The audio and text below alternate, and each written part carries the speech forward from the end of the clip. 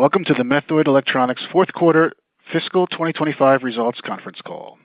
At this time, all participants are on a listen-only mode. A question-and-answer session will follow the formal presentation. If anyone should require operator assistance during the conference, please press star zero on your telephone keypad. Please note, this conference is being recorded.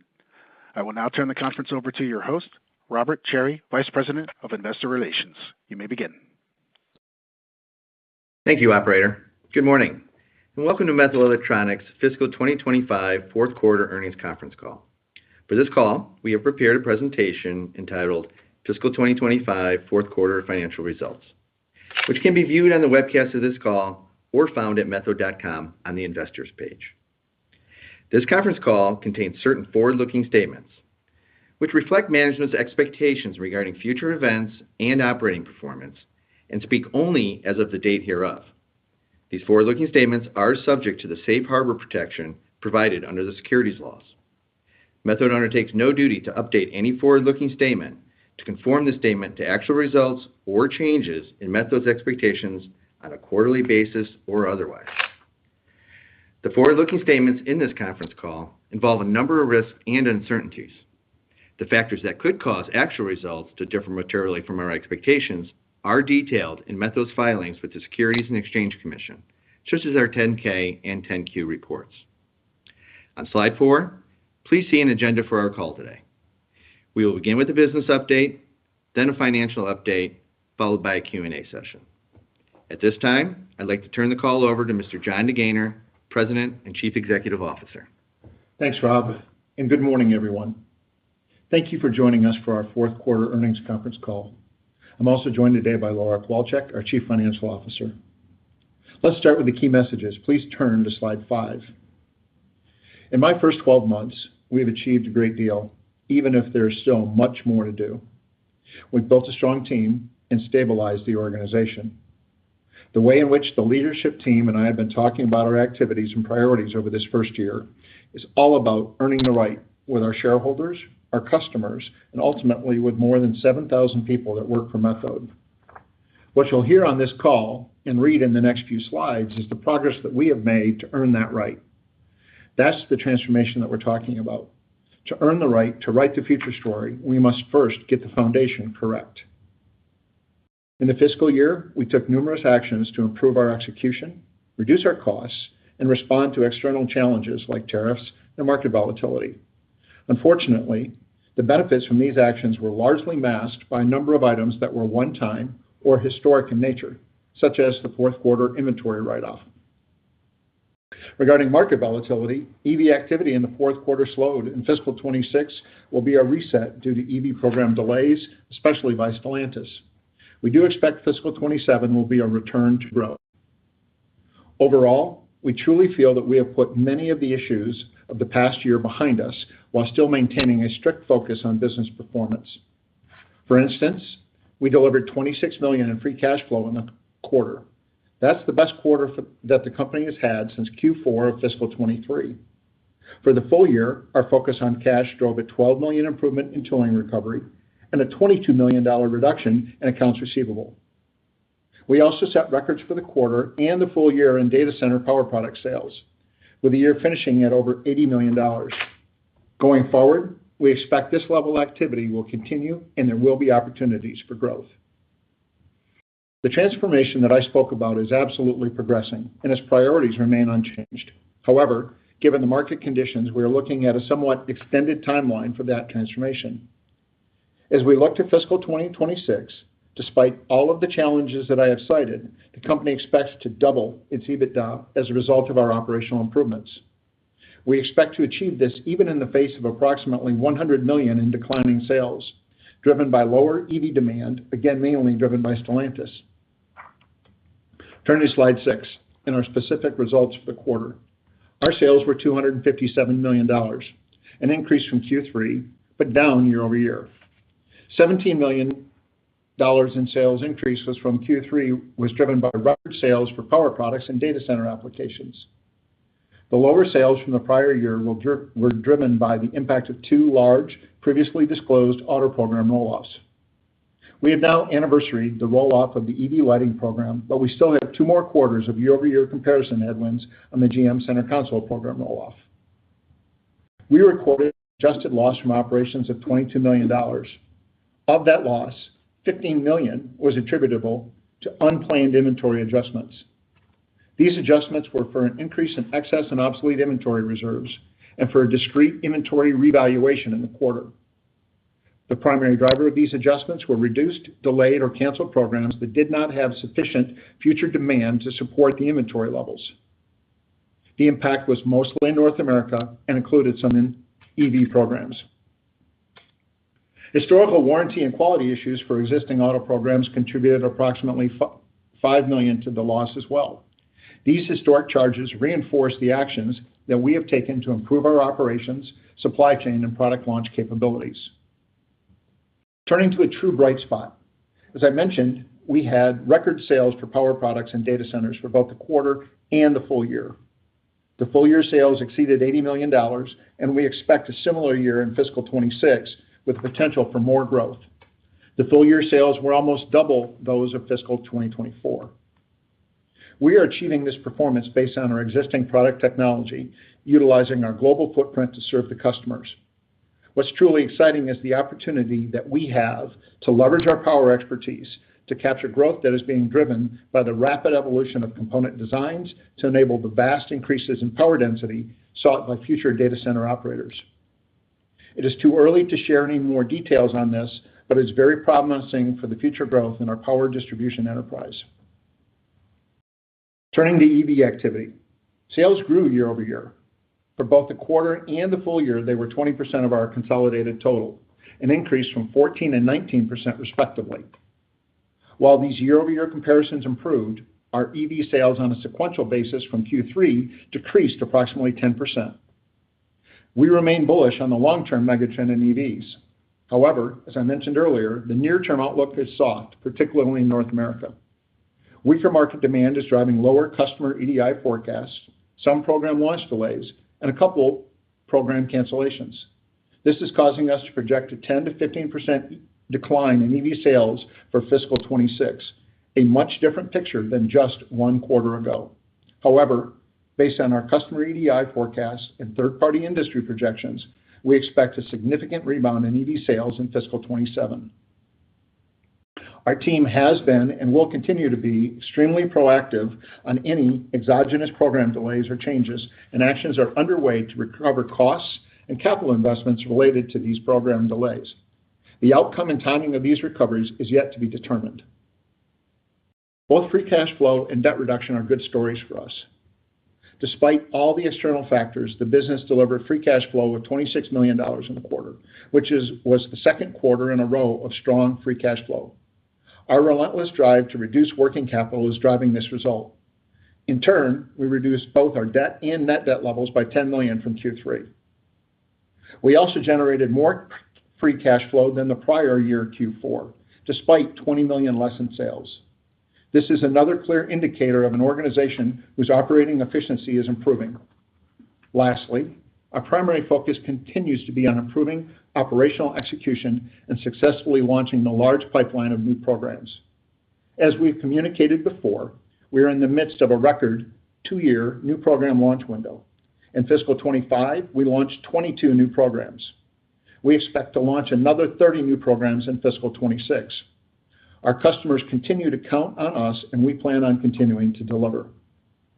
Speaking of new programs, for fiscal 25, we had bookings of over $170 million for new and extended programs. About 2/3 of the awards were for power distribution solutions in EV, industrial, and data center applications. The Methode team has put a lot of hard work into rebuilding our foundation in fiscal 25, which we expect that work to lead to notable performance and financial improvements in fiscal 26. Turning to slide 7. As I mentioned earlier, I'm marking my 1-year anniversary as CEO of Methode. I'm truly proud of what we have accomplished as a team, and I want to share some of the reflections on the past year and the road ahead. Transformations are never easy. I make a distinction between transformations and turnarounds. Quite simply, a transformation is about fixing a business in a way that enables it to evolve and positions it for future growth. A turnaround is basically just fixing the business back to some status quo. The Methode journey is undoubtedly a transformation. Like any journey, the path is not smooth nor linear.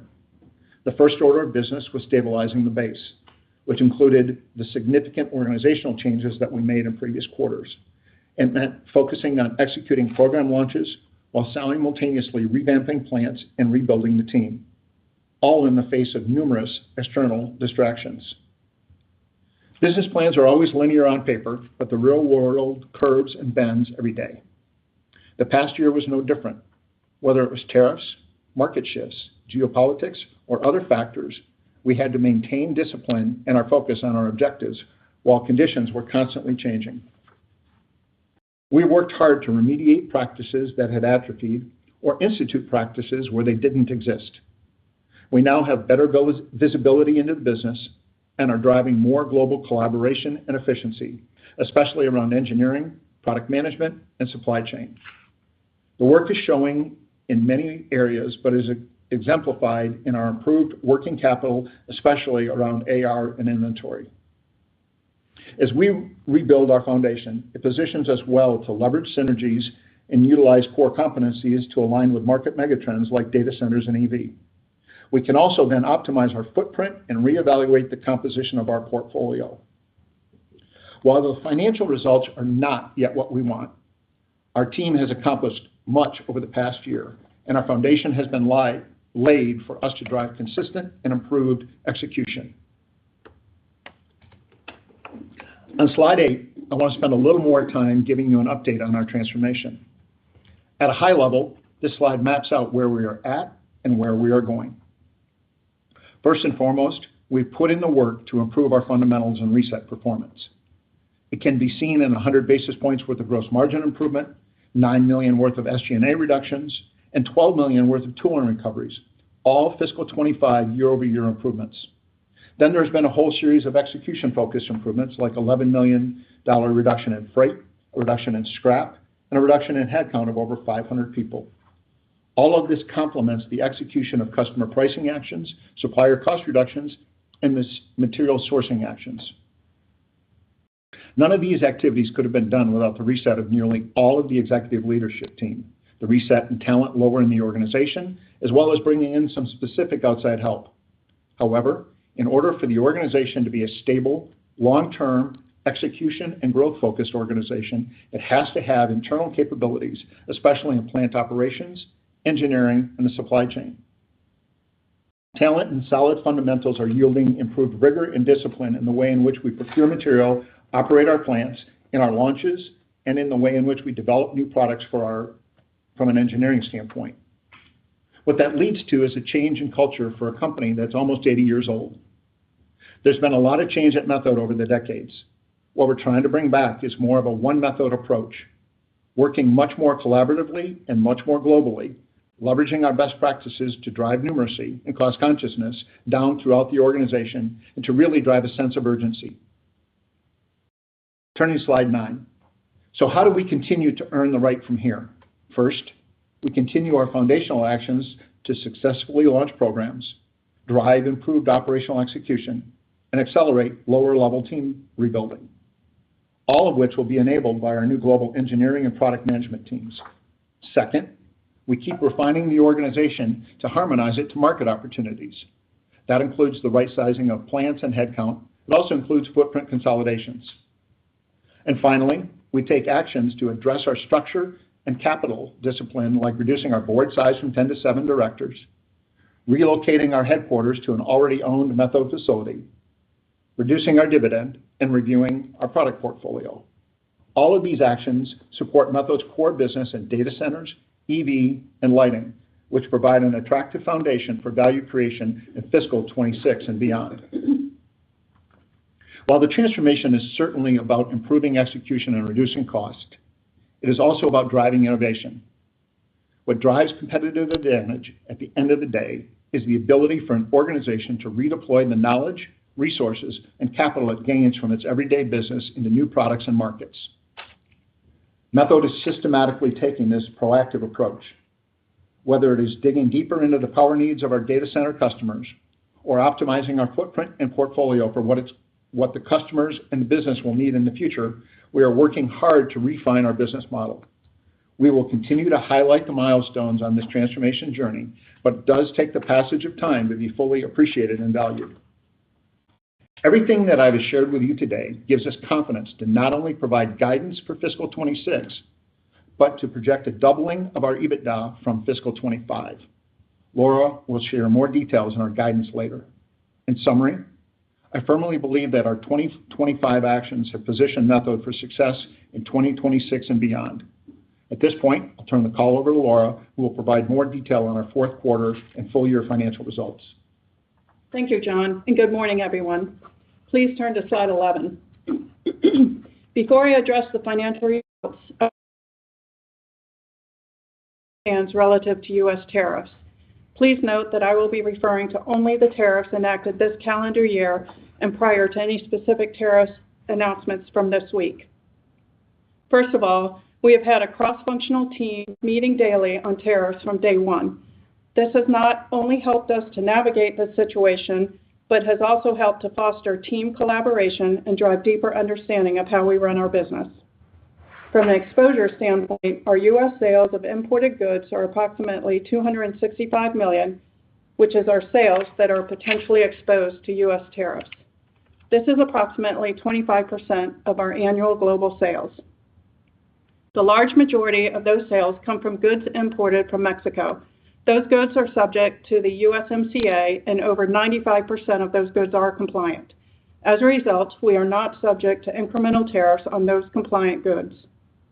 For everything else, we are targeting 100% mitigation, either by passing tariffs through to the customer, leveraging our global footprint to reduce the tariffs to the greatest extent possible, or making changes to our supply chain. To be clear, we've communicated to all of our customers that we expect 100% tariff recovery or mitigation. And to be even more clear, this 100% tariff recovery or mitigation expectation also applies to any new tariffs. The work that the team has done from day one was foundational to dealing with potential future circumstances as well. This is a great example of the One Methode collaboration that John mentioned. Lastly, we are utilizing our global footprint to capture opportunities as a result of our geographic position relative to competitors. Please turn to slide 12. The fourth quarter net sales were $257.1 million compared to $277.3 million in the fiscal 24, a decrease of 7%. On a sequential basis, sales increased 7% from the fiscal 25 third quarter. The quarter saw record sales of power products into data center applications. This was the second quarter where the full impact of the GM center console roll-off was felt, but it was also the last quarter to have any impact from a major EV lighting program roll-off.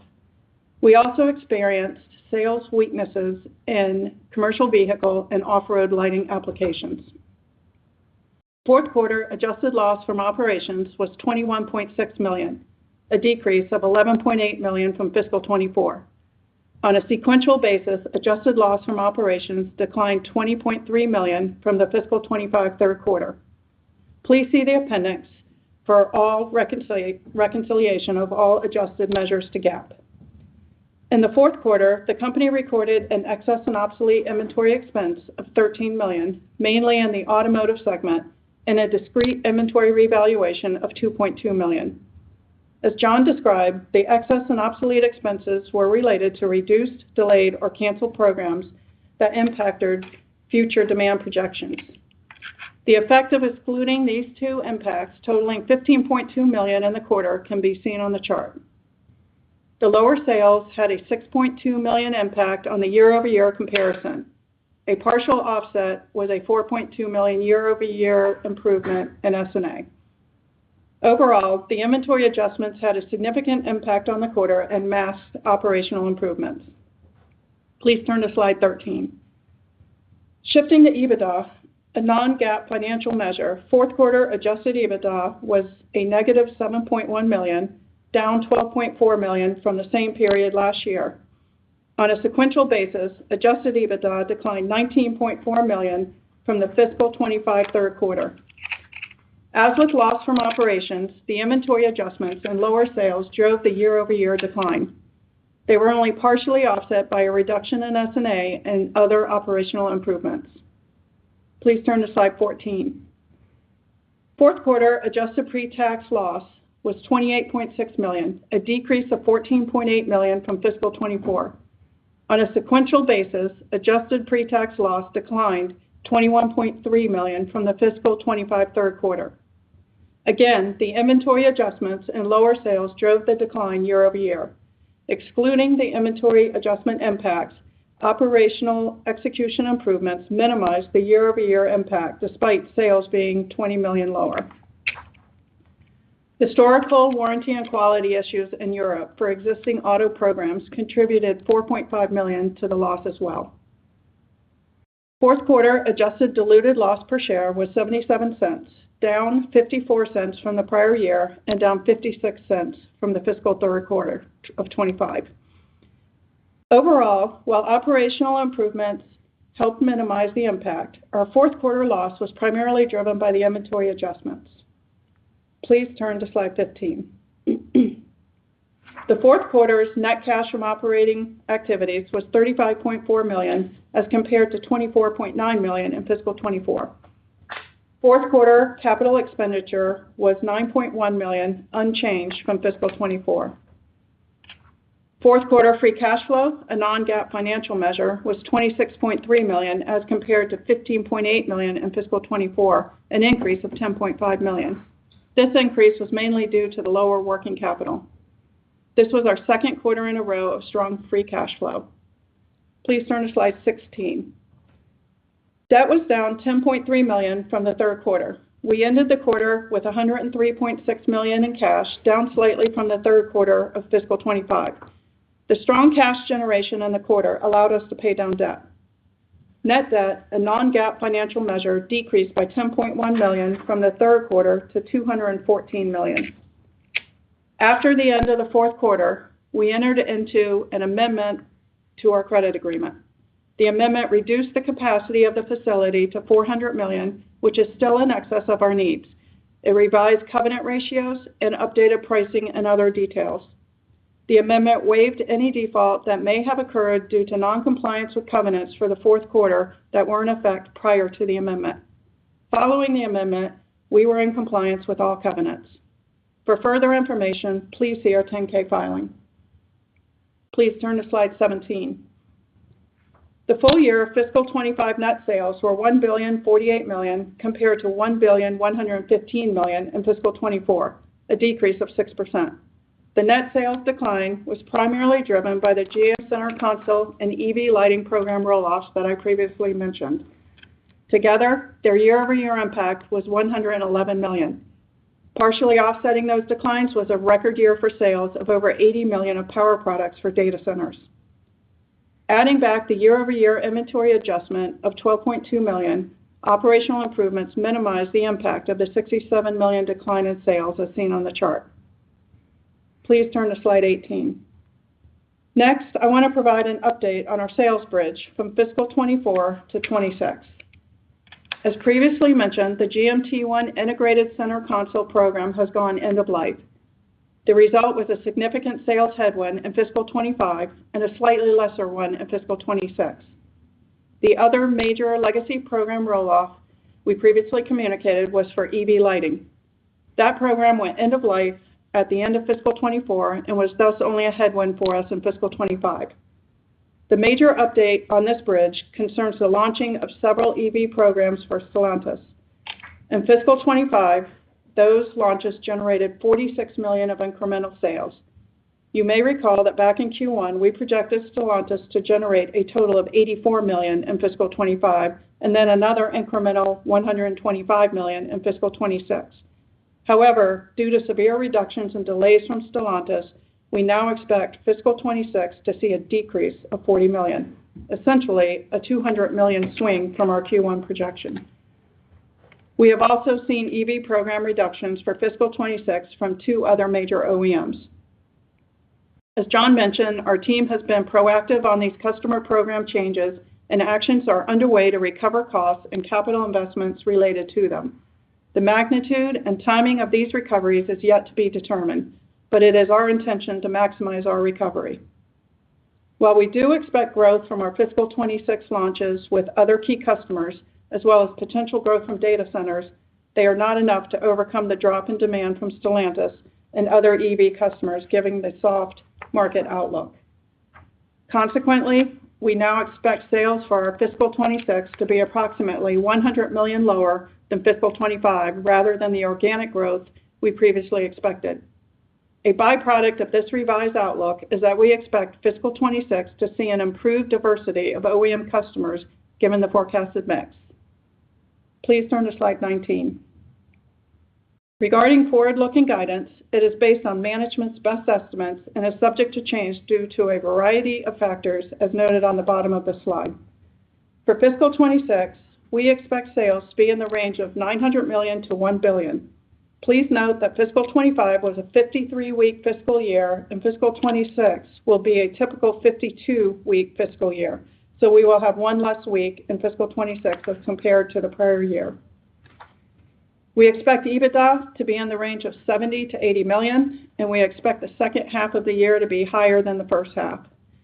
As you can see from the charts on the right of this slide, we expect fiscal 26 EBITDA to be higher than both fiscal 24 and 25, despite a significant reduction in sales over that same time period. Specifically, in fiscal 26, the downward conversion from the lower sales will be offset by operational improvements and will actually see almost a doubling of EBITDA margin from 4.1% to 7.9%. The fourth quarter guidance assumes the current market outlook based on third-party forecasts and customer projections, the current U.S. tariff policy, depreciation and amortization of $58 to $63 million, CapEx of $24 to $29 million, interest expense of $21 to $23 million, and a tax expense of $17 to $21 million, most of which is related to a valuation allowance on deferred tax assets and is non-cash. It is worth noting that our interest expense is expected to be essentially flat year over year despite the amended credit facility agreement. This is mainly a factor of lower year-over-year benchmark European interest rates. One last note on fiscal 25. Back in fiscal 24, we identified 3 material weaknesses in our internal controls. We are pleased to inform you that all 3 of these material weaknesses were remediated in fiscal 25. For more details, please see our 10-K filing. So, to echo John, we have driven improved operational execution this past year that was often masked by various external or historical challenges. The result is a solid foundation for the Methode team to build on into the future. That concludes my comments, and we can open it up to questions. Thank you.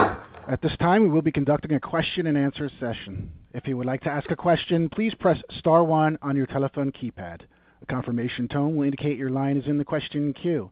You may press star 2 if you would like to remove your question from the queue. For participants using speaker equipment, it may be necessary to pick up your handset before pressing the star keys. One moment, please, while we poll for questions. Once again, please press star 1 if you have a question or a comment. Our first question comes from Luke Junk with Baird. Please proceed. Good morning. Thanks for taking the questions. John, hoping to start with, certainly the key message this morning that you expect sales to come down $100 million, but EBITDA to go in the opposite direction and rise into fiscal 26. I'm just trying to understand some of the key earnings levers at a high level, given that sales decline. I would assume most of the improvement we should be thinking about operationally would be within automotive. And I guess if I look at what's going on in that business exiting this year, pretty weak jumping off point coming out of 4Q fiscal 25. Even if I back out the inventory charges and warranty quality expense, know you're still launching more programs. So how should we just, think about balancing cost saves versus some incremental costs coming in the P&L for launches? Thank you. Thanks, Luke. And by the way, good morning. Thanks for your question. I think we talked about some of the base performance improvements during my section. Laura will give you a little more detail on the bridge on the top level. we've done a lot to improve how we launch, and so I think the incremental costs, if you will, for these new launches, I've got less concern about. The challenge that we have is our reaction, our ability to react in such short order to a fairly significant drop in demand on the EV side makes the revenue hole a little more stark. But if you think about the one-off expenses that would give you confidence in why 2026 should be so much better, we talked about the warranty reserve, and while we talked about $15 million in the quarter, full year is $22 million. We had $12 million worth of quality and warranty issues in fiscal 2025. We had $9 million worth of AlixPartners and $5 million worth of legal expenses and another $3 million worth of restructuring. All of those things are either eliminated or improved year over year as a basis for our guidance. So there are one-off things that are eliminated, and there is expectations of performance based on what we see in the plants and what we see in our supply chain and what we see in our launch execution that give us the basis for why we believe we can on lower sales double our EBITDA.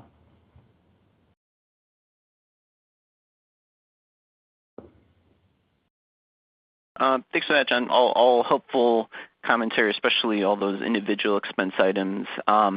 Second question, just in terms of the launch activity into fiscal 26, 30 launches, how should we think about those in terms of the percentage that are EV platforms specifically, and then on the EV side of the house, just how can we conceive the materiality of those launches, and maybe, given the Stellantis experience this year, and I know you mentioned other EV program delays and whatnot, just how you attenuate for that, potential risk, either timing or volume, as you put together the guidance? Well, so as we've said each time, we have used third party as a basis for how we give our guidance. So we tried to tie back and sense check, what our customers told us with third party evaluations, and that's what's in the guidance. As we said, EV as a percent of sales is 20% this year, and will actually, the challenge that we have is in past quarters, we've talked about it being an expansion year over year. Now we're talking about it being relatively flat based on some of the program delays or cancellations. What we have, however, is we have other areas where we're driving growth, and we have the ability to use our footprint.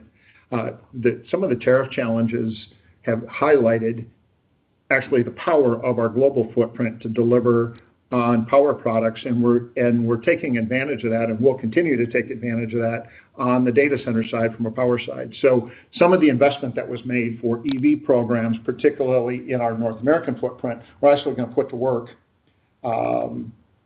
the capabilities there. We're going to put to work to support our data center customers. So the attenuation that we've done is there's been a series of headcount reductions and cost reductions that have been taken against the EV programs where there have been delays or where there have been cancellations. We are going back to customers, as we talked about. That's the second piece of the attenuation. And then the third side is finding other ways to utilize our engineering capability and our fixed assets to support other markets that we touch, and that's particularly on the data center side. Mm-hmm. Just to be clear, so I totally get what you're saying in terms of checking customer schedules with third-party data in terms of EV launches. Should we think that you're then haircutting that further as well, or are you mainly kind of relying on that third-party data? No, I mean, when we say sense checking it, we're trying to take multiple sources of data and be as conservative as possible without. I'm not a big fan of haircutting it on top, because then it comes down to our judgment as opposed to a compilation of expert judgment. So we look at it, try to use the best sources of data that we can get and make an evaluation from there. But we don't, unless we have better information, that's where communications with customers and other things. Unless we have validated better information, we don't just take haircuts. Understood. Last question for me, just on the balance sheet, Laura. Can you help us understand the leverage waiver? I think that's in effect until the late July, early August next year. I know it was discussed qualitatively in the 10-K, but I didn't see any specifics yet.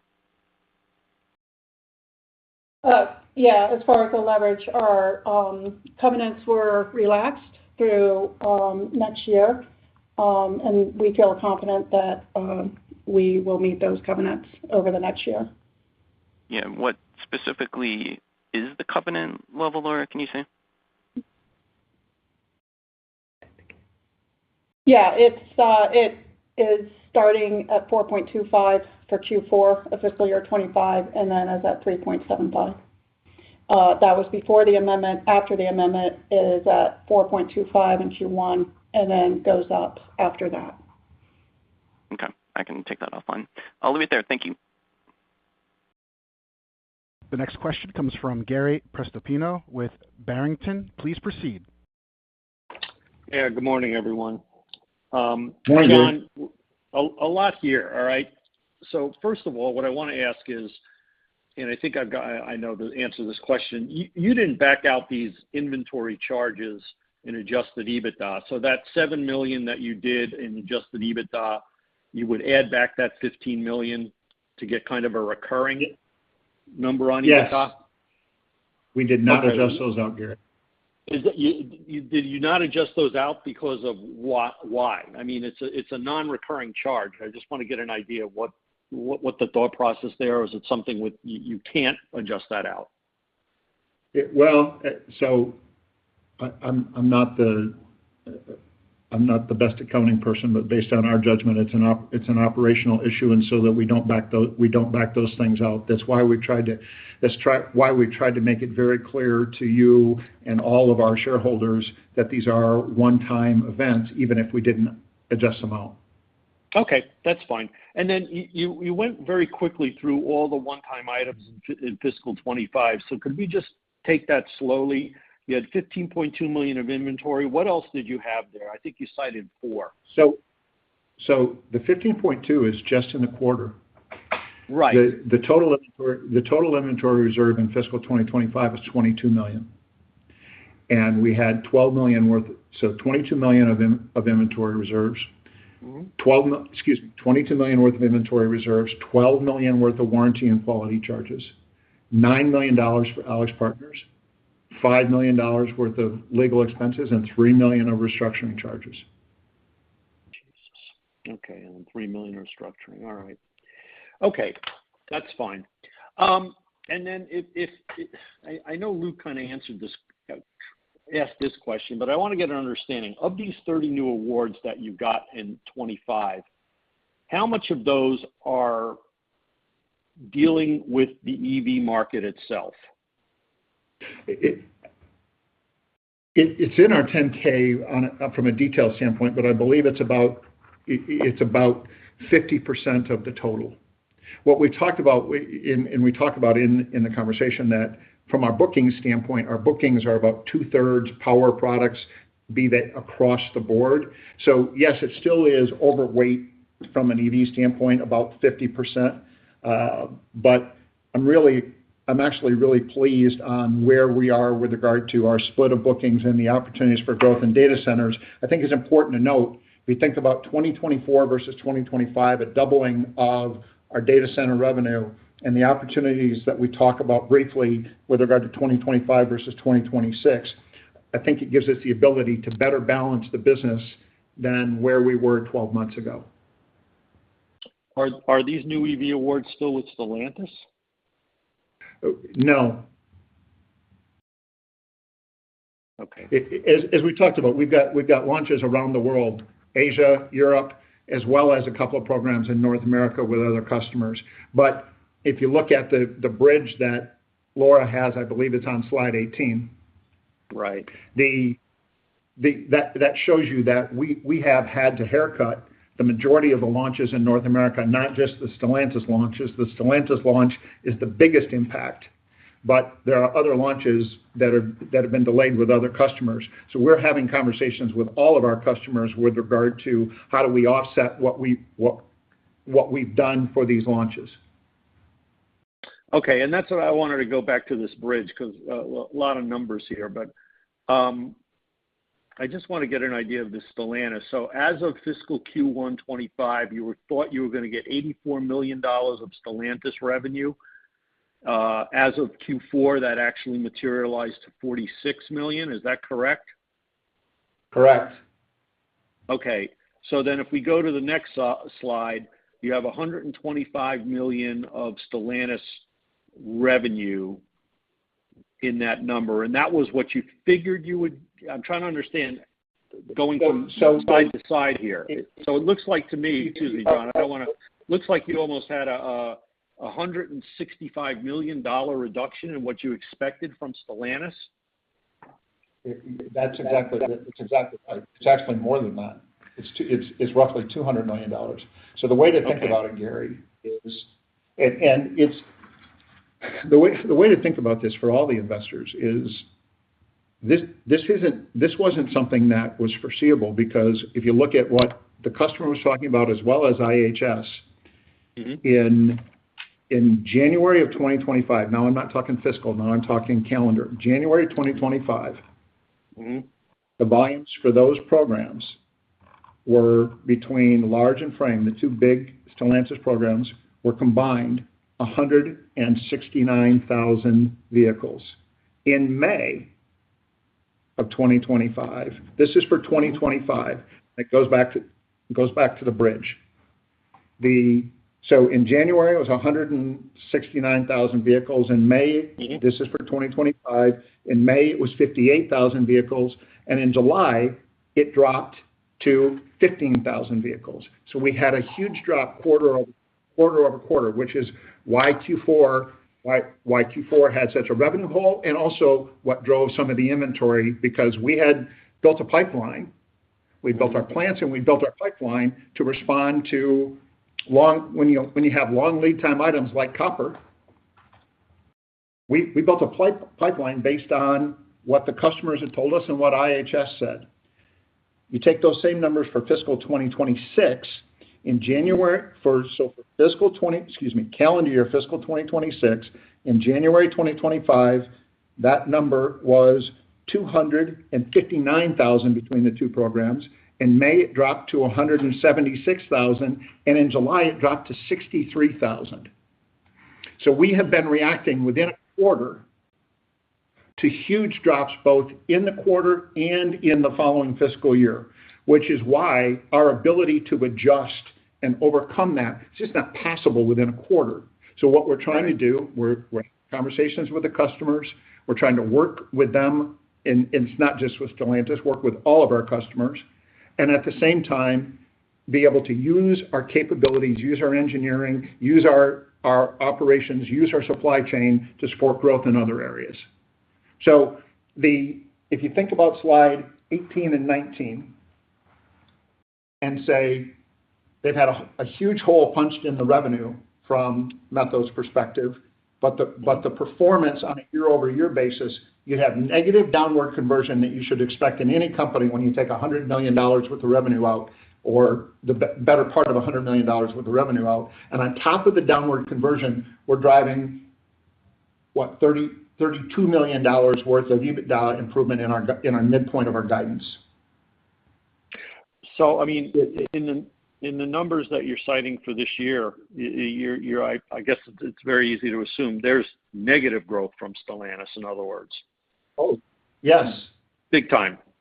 Absolutely. Yeah. That's what slide 18, if you look at the top of slide 18, is what we knew when I first started talking to you. A year in Q1. That's what we knew at the time. Okay. Now, and then I don't want. The bottom of the slide shows you what we know now. Okay. I just want to clear that up. All right. And then just one more quick question. I saw the report that you're paying a 7-cent dividend, so it was 14. So it's safe to assume you've cut the dividend. was that having to do with some of the issues you had to get with some amendment changes or leverage covenant changes or whatever? Because the cash flow was still pretty strong. Yeah. So actually, but Gary, if you look at it, the dividend has historically been set first. The dividend policy is set by the board. But right. let's just talk about it. If you look at it, this change in the dividend still puts us with a dividend yield, very much in line with our peers. That initial dividend on a per share basis was set back when the stock was much higher. So the new dividend rate, one, is in line with our peers. It gives us back some flexibility from a working capital perspective. And yes, of course, it did consider what we had to do from a covenants perspective. Okay, that's fine. I just want to make sure I was on the right track there. Thank you. Of course. Our next question comes from John Franzreb with Sidoti. Please proceed, John. Good morning, everyone, and thanks for taking the questions. Hey, good morning, John. We'll just stick with slide 18 here, and I want to focus on that $48 million and that other launches and pricing and market. I guess my biggest curiosity is how much of that $48 million has pricing benefits embedded in.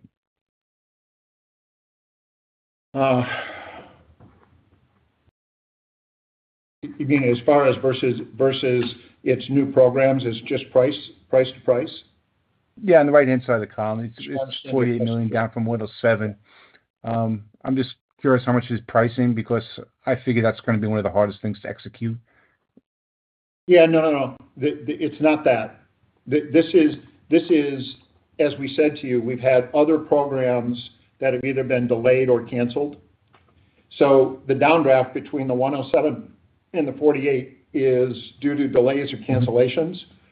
Pricing is incremental plus. Data centers is incremental plus. So what you have to look at is the combination of the Stellantis plus the other delays. It's basically a hole that's been punched in our revenue plan based on largely North American EV program delays or cancellations, not pricing that we didn't get. Okay, right. Which brings me to my other question. With so much of the revenue coming out of the automotive side of the business, does that suggest that you're assuming growth in the industrial side of the business in the coming year? Yeah, it does, and not only does it assume growth, but what you'll see is you see that ultimately this business is going to be about 50% automotive and 50% other.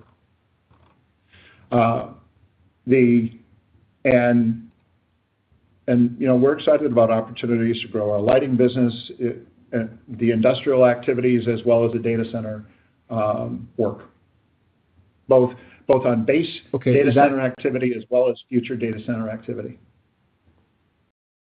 Okay, so that's largely coming from data center, given what's going on in the truck market. Yeah. Well, so lighting would be data centers and lighting for things other than trucks, not off-highway lighting as well. Since you brought that up, I am curious how Nordic Lights is performing relative to expectations. Maybe just summarize 2025. I'm very proud of the team at Nordic Lights. Auntie and the team there do a fantastic job in a challenging market.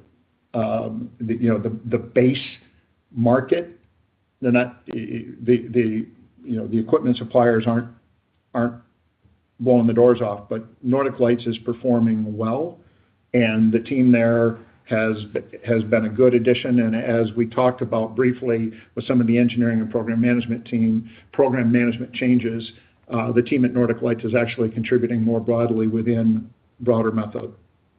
I'm pleased with it. Good to hear. Question about slide 9, so we can move forward from 18. It seems like there's. Sure. It sounded to me as if there's still more to come, right? The 2026 priorities, including further plant consolidation, SG&A right sizing, portfolio review, things of that nature. Can you give us a sense of some of the timing of those projects? When do you expect to execute or realize them? Are they all going to materialize in 2026? Any kind of, better, more color would be appreciated. Well, the program launches and the operational execution and the team rebuilding, that first one, those foundational actions, those are ongoing, and of course, we expect them to impact in 2026. Plant and SG&A right sizing, we're in the process of that right now. None of them are large enough where they would be 8K-able announcements, but we're moving forward with those activities in each of our sites and each of our regions to size the business based on what product development we need and where we're going. Aligning the portfolio, more to come on that, but I expect activity to happen within the fiscal year. And addressing the business structure, the board size reduction, that will happen after the annual meeting in the next forthcoming months. The headquarters relocation, we expect to have done within fiscal 2026. We talked to you about the dividend adjustment and, as I just said, the portfolio review. So yes, these are all things that we're actively working on in fiscal 2026. Okay. Most of my other questions were already answered. Thank you. I'll get back into queue. Thanks, John. We have a follow-up question coming from Gary Prestopino with Barrington. Please proceed. Yeah, I just wanted to kind of ask, just for our purposes of modeling, and I don't want to get too specific, but on a sequential basis, I mean, how are we looking at the sales plotting out quarter to quarter sequentially? Should we expect the same seasonality that we saw a couple of years ago, or is there something here where you're going to it just kind of puts out where it just constantly gets better as we go along in the year?